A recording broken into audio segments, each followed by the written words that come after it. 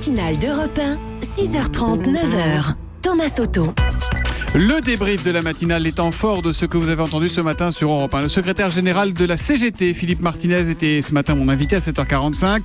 Il ira manifester tout à l'heure, il ira manifester clairement contre le Front National. Écoutez.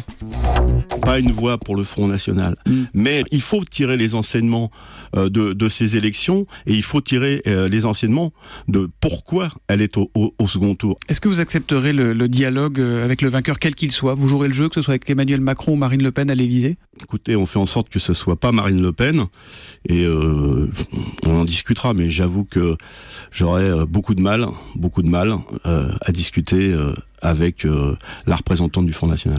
Philippe Martinez qui s'est dit par ailleurs en profond désaccord avec certaines sections de la CGT, notamment CGT Infocom, qui appellent à battre les deux candidats, qui disent peste ou choléra, on n'en veut pas. Aujourd'hui, c'est le 1er mai. Quelles sont les règles pour vendre du muguet? Si vous voulez le faire au coin de votre rue, écoutez les informations de Rémi Bossaron. C'était dans le journal de 6h30 tout à l'heure. Il ne faut pas se positionner n'importe où. Il y a une distance réglementaire à respecter par rapport aux fleuristes. Cette distance varie selon les villes. C'est 40 mètres à Paris par exemple, mais ça monte jusqu'à 100 mètres à Orléans et même 150 mètres à Lyon. Et on ne plaisante pas avec toutes ces conditions. Les vendeurs qui ne les respectent pas risquent une amende, voire la confiscation de leurs marchandises. Le ciel n'est pas encore tout à fait bleu et pourtant la belle saison arrive. Roland-Garros approche, ça commencera le 28 mai. Alors question, Roger Federer participera-t-il au tournoi? Eh bien c'est l'intéressé qui répondait lui-même tout à l'heure dans le journal de 6h10 avec Jérôme Lacroix. Oui, je serai à Paris pour jouer à Roland-Garros. Je me sens excité à l'idée de jouer sur terre battue. Et j'y vais pour accomplir quelque chose, et pas justement me montrer pour faire plaisir aux gens et dire vous me vouliez, je suis là.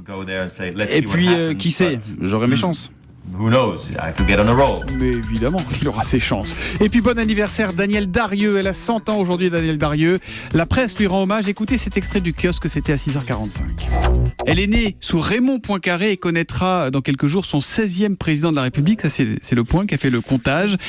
Mais même aujourd'hui, elle ne dérogera pas à son incorrigible discrétion, Danielle Darieux. Pas de fête, pas d'interview ni de cérémonie à Bois-le-Roi, le village de l'Eure où elle vit avec son compagnon Jacques. À 16h, le maire lui apportera un bouquet de fleurs et elle, après le dîner, eh bien, elle boira comme tous les jours un petit verre de whisky.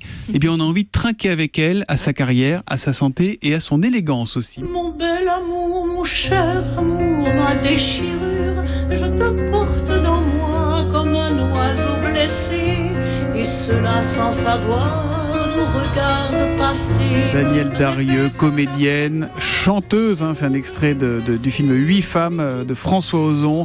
Et femme d'exception, à qui on souhaite un bon anniversaire. Il n'y a pas